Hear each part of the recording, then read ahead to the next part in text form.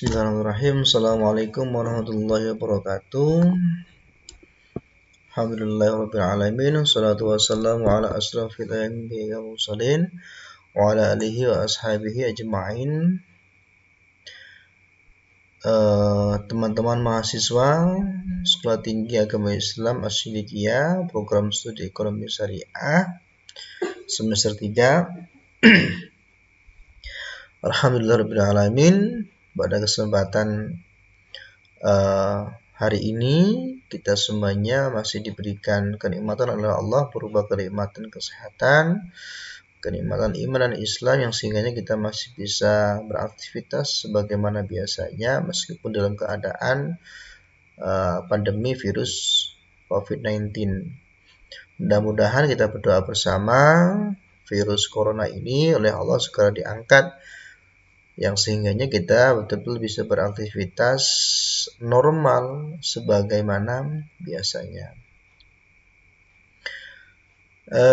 Baik teman-teman mahasiswa, pada minggu sebelumnya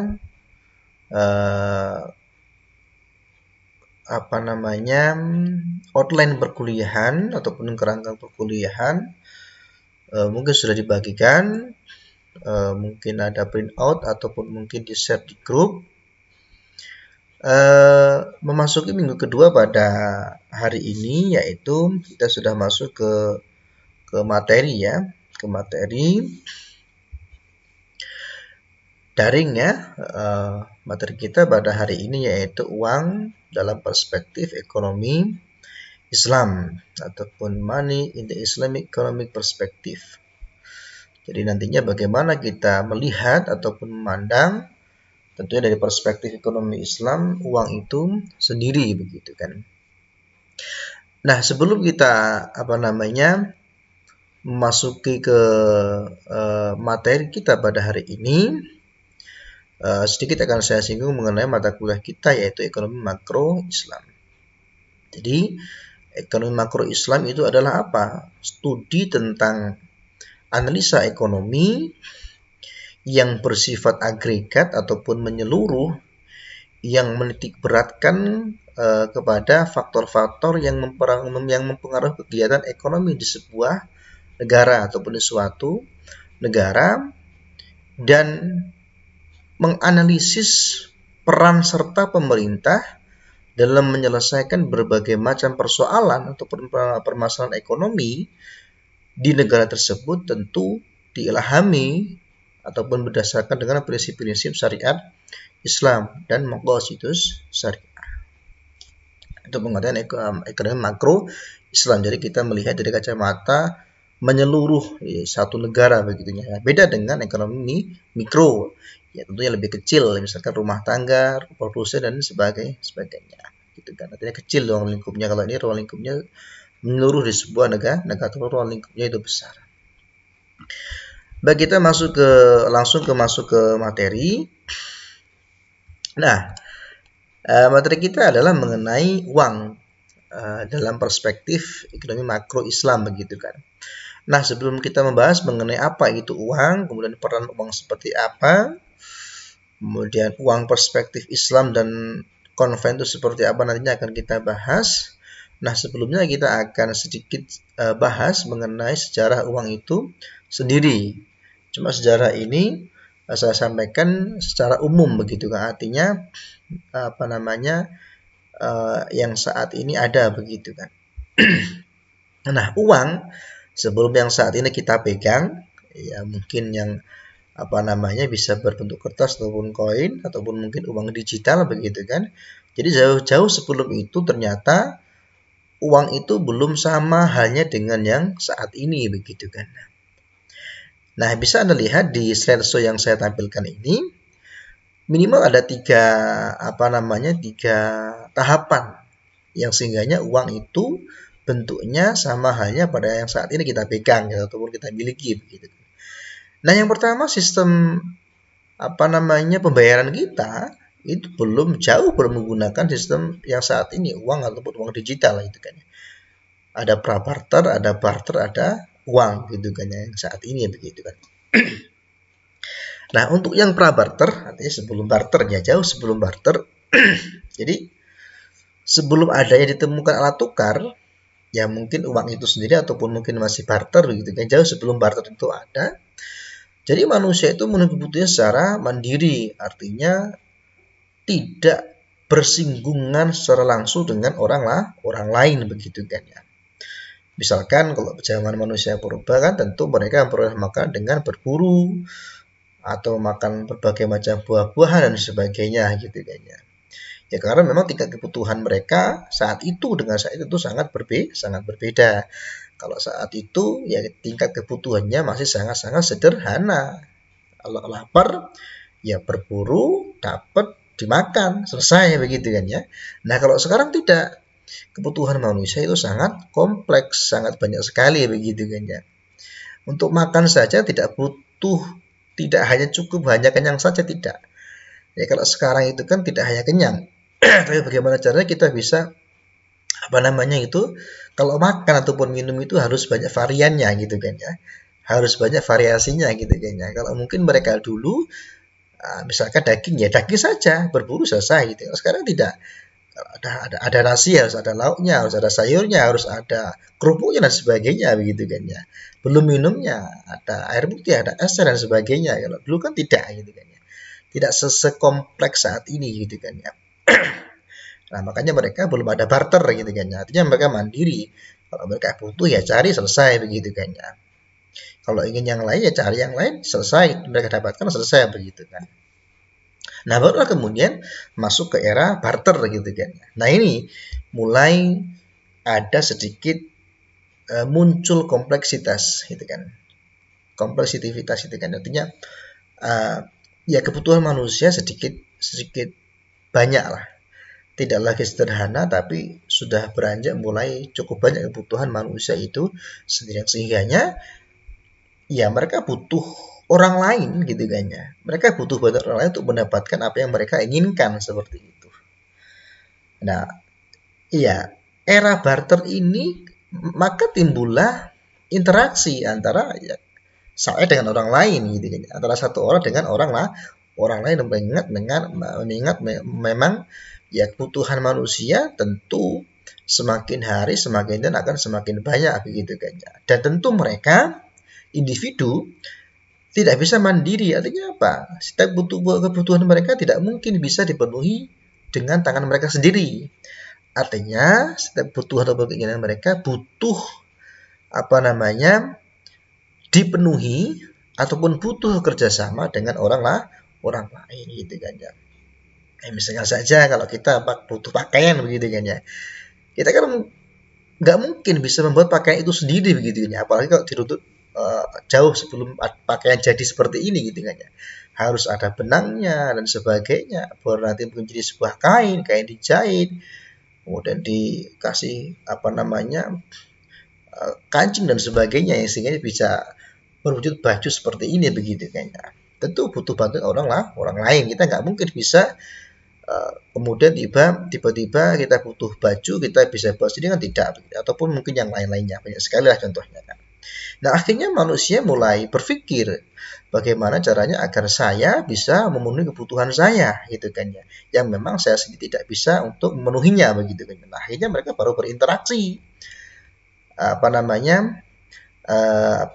harus ada sesuatu yang nantinya bisa saya tukarkan antara yang saya miliki dengan miliknya orang lain yang saya inginkan tadi seperti itu. Nah, kemudian timbullah inisiatif harus ada tukar menukar dengan cara barter tadi. Ya cara barter tentu ya kalau zaman dulu tentu itu cara yang terbaik gitu kan ya, selain cara barter tadi begitu kan. Mengapa? Karena misalkan saya punya 1 kilogram beras begitu kan ya, tapi saya butuh 1 ekor ayam gitu kan. Saya nggak punya ayam begitu kan. Kemudian ada si B gitu kan. Mereka punya ayam tapi butuh beras gitu. Ya tinggal tukar saja. Saya punya beras 1 kilogram, saya kasihkan ke dia karena memang si B butuh beras gitu kan ya. Nah, si ayam yang punya B itu dikasih ke saya karena saya memang butuh ayam tadi kan, seperti itu. Sudah selesai, barter gitu kan ya. Nah, bahkan memang sebetulnya itu saling tukar menukar, dia terjadi sebuah kesepakatan selesai begitu. Nah, namun seiring berkembangnya zaman gitu ya, tentu cara barter ini dianggap cara yang belum bisa apa namanya untuk memfasilitasi semua keinginan kebutuhan manusia itu sendiri ya. Artinya cara barter ini ditemukan banyak sekali kelemahan. Misalkan tadi gitu kan ya, saya ataupun si A punya sekarung cabai gitu kan ya, tapi dia pengen baju yang bagus begitu kan ya. Nah, sedangkan yang B ya mereka dia punya baju yang bagus gitu kan ya, tapi nggak butuh cabai. Untuk apa cabai? Apalagi disimpan dalam waktu yang lama tentu akan busuk begitu kan ya. Maka si A harus berjuang untuk mencari orang atau seseorang yang punya baju yang mau ditukarkan dengan cabai satu karung tadi gitu kan ya. Ya karena mungkin mayoritas di situ semuanya petani cabai gitu kan ya. Makanya cabai tadi nggak ada yang mau, akhirnya ya busuk, buang gitu kan. Artinya baterai ini menemui berbagai macam kendala. Nah, setelah itu baru apa namanya manusia berpikir gitu kan ya, apalah ini kan, alat apa nanti bisa digunakan selain menggunakan cara barter tadi. Nah, baru kemudian manusia berpikir untuk menggunakan uang sebagai alat tukar. Apa alasan kemudian apa namanya uang itu menjadi sebuah alat tukar yang diterima secara umum adalah ya karena dalam barter tadi mereka sulit untuk menciptakan double coincidence of one gitu kan ya. Artinya begini, double coincidence of one itu seperti contohnya. Dalam waktu yang sama saya inginkan 2 atau 3 sesuatu begitu kan ya. Tetapi saya hanya punya satu hal, barter gitu kan. Misalkan barter tadi saya punya satu karung cabai gitu kan ya.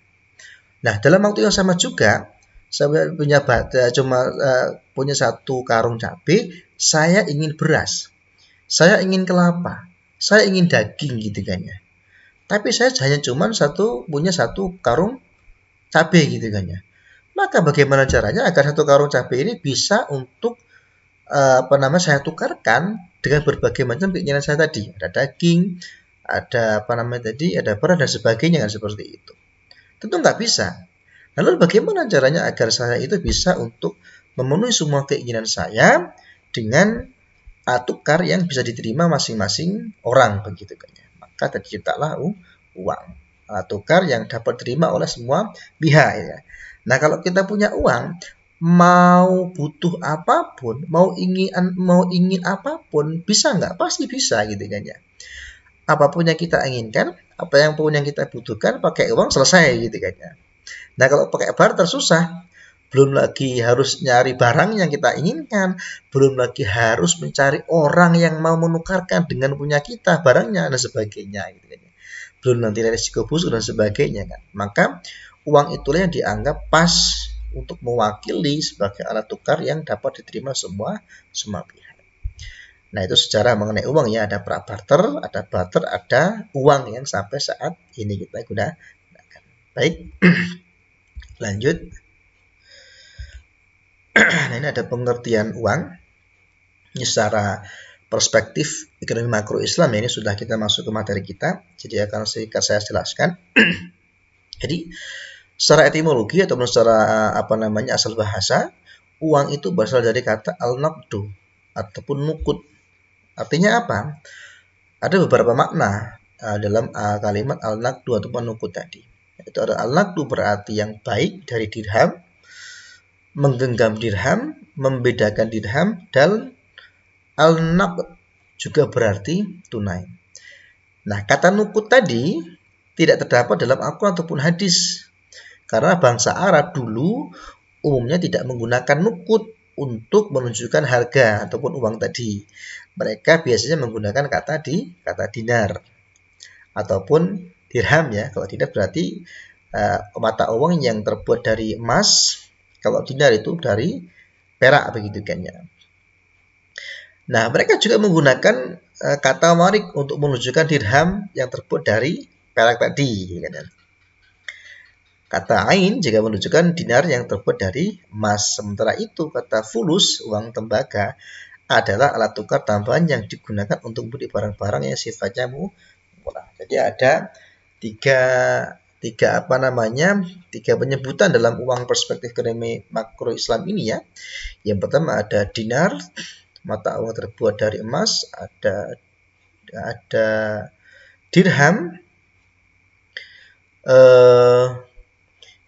dari dari perak, kemudian fulus yang terbuat dari tembaga, itu kan berarti nilainya sangat kecil karena digunakan untuk membeli barang-barang yang sifatnya murah begitu kan ya. Nah, itu pengertian dari uang. Nah, kalau secara umum, uang itu apa toh? Jadi uang itu adalah alat tukar yang diterima secara umum yang sifatnya digunakan untuk mengukur nilai suatu barang, kemudian itu sebagai alat tukar menukar, medium of exchange, kemudian sebagai pengukur nilai tadi, dan terakhir adalah sebagai terkadang juga sebagai alat untuk penimbun kekayaan. Itu uang secara umum seperti itu pengertiannya. Alat tukar, kemudian media penyimpanan, kemudian juga sebagai pengukur nilai begitu kan.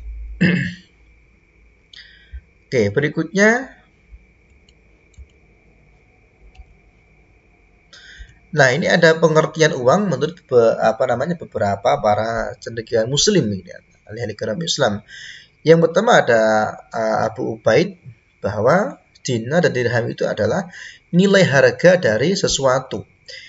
Ini berarti apa? Jadi dinar dan dirham itu adalah standar ukuran nilai yang dibayarkan dalam transaksi barang dan jasa. Artinya begini, kita bisa mengukur nilai sebuah harga barang ataupun jasa dengan menggunakan mata uang tadi. Kalau zaman dulu ada dinar dan dirham. Misalkan seperti ini. Harga sebuah sepatu gitu kan ya. Tentu kalau tidak ada mata uang kita akan kesulitan untuk mengukur nilai sepatu itu berapa sih gitu kan ya. Tapi ketika ada mata uang, dinar, dirham ataupun uang rupiah pada saat ini seperti itu kan, maka kita akan tahu berapa sih nilai dari sepatu tersebut gitu kan ya. Misalkan untuk sepatu merek A gitu kan, satu pasang berharga senilai 100.000 rupiah. Merek B karena memang kualitas bahannya sangat baik sekali gitu kan ya, maka nilainya akan tinggi. Misalkan satu pasang sepatu harganya 10 juta rupiah gitu kan. Maka kita akan tahu ya tadi ya. Berarti nilai harga sesuatu bisa diukur dengan menggunakan mata uang tadi gitu kan ya.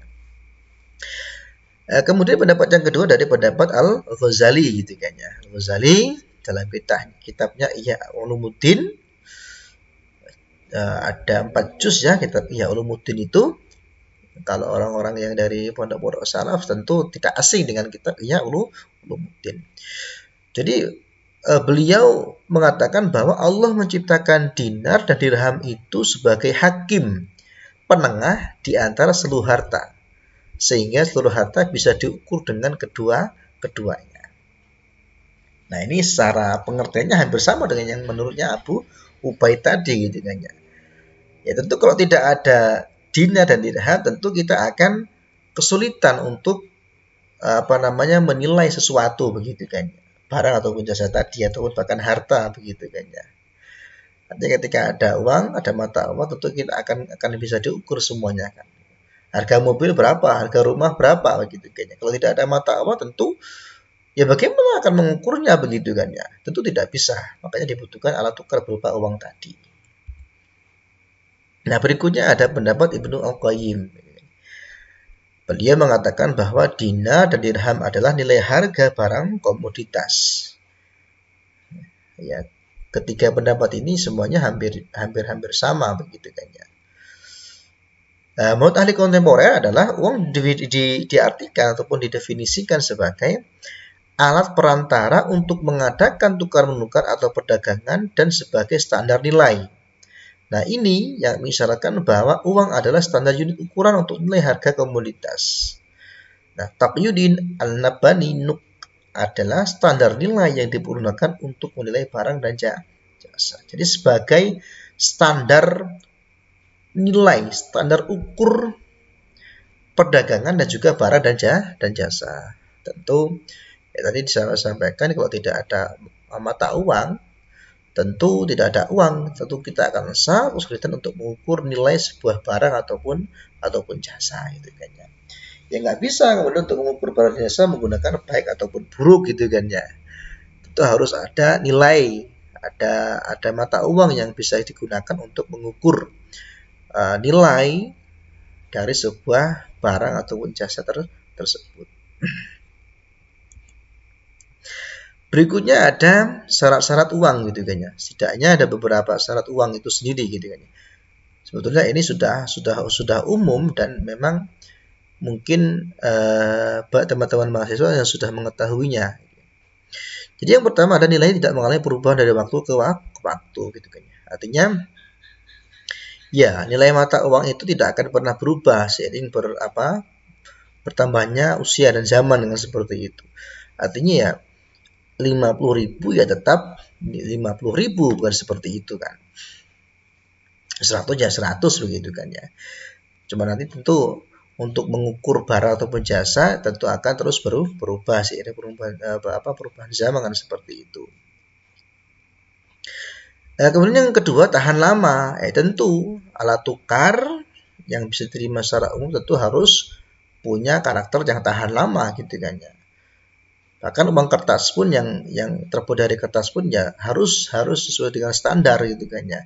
Artinya tidak mudah rusak gitu kan ya. Kalau kena air tidak langsung rusak, beda dengan kertas biasa seperti itu. Meskipun sama-sama kertas tapi bahannya tentu harus berbeda gitu kan ya.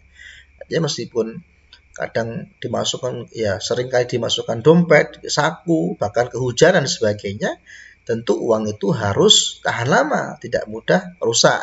Lain halnya dengan kertas biasa, kertas HVS gitu kan. Kalau kena air sudah rusak biasanya seperti itu. Yang ketiga bendanya mempunyai mutu yang sama. Jadi misalnya tadi ada uang pecahan 10.000, ada pecahan 20.000, bahkan ada pecahan 100.000. Bendanya harus punya mutu yang sama, meskipun nilai yang tertera itu berbeda, ada yang 10.000, ada yang 20, ada yang 50, ada yang 100. Meskipun berbeda nilai yang tertera di situ angkanya, tapi bahannya pun mutunya, kualitasnya harus juga sama. Artinya nggak boleh misalkan ya uang 5.000 kualitas bahannya kertas HVS gitu kan ya, yang 100 baru kertas yang mempunyai spesifikasi tinggi juga nggak boleh. Artinya semuanya harus sama. Ya 5.000, 10.000 cepat rusak, yang 100 tidak. Nggak seperti itu, semuanya kualitasnya harus sama. Berikutnya mudah dibawa kemana-mana. Ya, tentu apalagi sekarang ada uang digital ya, uang elektronik begitu kan ya. Artinya kita nggak perlu lagi membawa uang dalam bentuk cash tadi gitu kan ya. Tapi cukup bawa kartu gitu kan ya. Yang kecil, yang mungkin yang tipis gitu kan ya. Kita sudah bisa membeli apapun itu kan. Ya artinya memang uang itu harus mudah dibawa gitu kan ya. Ya coba kita bayangkan seperti yang zamannya barter itu kan ya. Misalkan kita punya sekarung padi gitu kan ya, mau kita tukarkan apa gitu kan, mau kita tukarkan daging gitu kan, tentu kita akan kesulitan harus menggotong kemana-mana padi satu karung tadi gitu ya. Ya enak kalau dekat, kalau jauh gitu kan, kalau sini kayak aku, kalau sini Palembang gitu kan ya, kita bayangkan. Maka syarat uang tadi ya harus mudah dibawa kemana-mana, apalagi sekarang ada uang elektronik gitu kan ya. Bahkan sampai sekarang belanja pun nggak perlu dengan uang cash itu ya, cukup menggunakan HP gitu kan, dari rumah, dari kamar, selesai begitu kan. Yang kelima, mudah disimpan tanpa mengurangi nilainya. Ini penting. Ya, kalau ya balik lagi ya ke barter tadi begitu kan ya. Kalau masih menggunakan barter gitu kan ya, kalau punya kalau punya barang misalkan tadi cuman padi satu karung ya masih mudah lah disimpan lah ya. Kalau sampai 100 karung padi atau 1.000 karung padi gitu ya, mau ditaruh di mana gitu kan ya. Rumah kita kecil gitu kan ya. Belum lagi nanti ya padi itu kan pasti punya usia, artinya Kalau semakin lama disimpan, maka kualitasnya akan semakin menurun kan seperti itu. Belum lagi untuk barang-barang kebutuhan pokok yang lainnya seperti tadi sayur-sayuran gitu kan ya, daging gitu kan ya. Itu kan punya jangka waktu mereka kan. Dia kan barang tersebut punya jangka waktu gitu kan ya. Kalau daging disimpan dalam jangka waktu beberapa hari masih bisa mungkin. Tapi kalau bertahun-tahun, berbulan-bulan tentu nggak bisa. Beda dengan uang yang saat ini kita pegang, yang saat ini kita gunakan. Mau disimpan sampai kapanpun, ya nilainya tidak akan berkurang. 100 ya 100.000 gitu kan ya. 50 ya nggak pernah rusak, nggak pernah berkurang gitu kan ya. Beda dengan barter tadi ya. Kalau misalkan hari ini kita mau barter satu karung cabai ya, cabai lagi gitu kan apa ya, cabai gitu kan ya. Ya masih bagus kualitasnya. Kalau kita mau tukar dengan daging masih boleh. Tapi 1 minggu 2 minggu kemudian tentu kualitasnya akan jauh menurun begitu kan ya. Itu akan busuk dan sebagainya. Maka keinginan kita untuk menukarkan cabai dengan daging tadi tentu mungkin tidak akan terrealisasi, tidak akan terwujudkan gitu kan ya, karena kualitas cabai tadi berkurang sebagai tukar tadi kan. Yang keenam, jumlahnya terbatas. Tentu kalau uang beredar dengan dalam jumlah yang tidak terbatas, maka akan menyebabkan inflasi di mana-mana kan seperti itu kan, inflasi yang sangat tinggi begitu kan ya. Ya, jangan sampai nanti seperti di negara Sipos itu kan, orang bawa satu karung uang hanya bisa digunakan untuk membeli satu buah roti ya, satu potong roti begitu kan ya. Saking banyaknya uang gitu kan ya, mereka kesulitan untuk mendapatkan barang-barang kebutuhan mereka karena uang begitu banyak jumlah beredar di masyarakat. Terakhir, dicetak dan disahkan penggunanya oleh pemegang otoritas moneter pemerintah. Ya, kalau kita di Indonesia ada BI ya, Bank Indonesia. Nah, ada fungsi uang ya. Ada medium of exchange, ada unit of account, ada store of value, ada standard of different payment. Nah, itu fungsi-fungsi uang gitu kan. Nah, terakhir ini ya, ada konsep uang dalam Islam dan konvensional. Nah, kita jelaskan dulu dalam konsep Islam. Jadi, dalam Islam itu, dalam perspektif ekonomi makro Islam ini, jadi uang itu tidak identik dengan modal ataupun kapital. Di dalam konteks Islam ya, artinya ya uang itu bukan modal gitu kan ya. Uang itu bukan modal gitu kan ya. Maksudnya bagaimana modal ini? Kalau modal itu kan sifatnya nanti berlanjut mengenai private goods gitu kan ya. Jadi modal itu no private goods, but money is public goods gitu kan ya.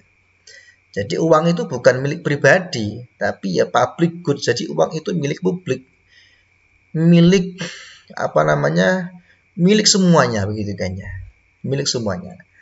Nah, beda dengan konvensional yang mengatakan bahwa uang itu sebagai diidentikan dengan modal ataupun capital. Ya, kalau sebagai modal artinya apa? Mereka mengatakan private goods itu kan. Jadi uang itu harus mereka simpan, milik mereka sendiri, harus dipendam, gitu kan ya.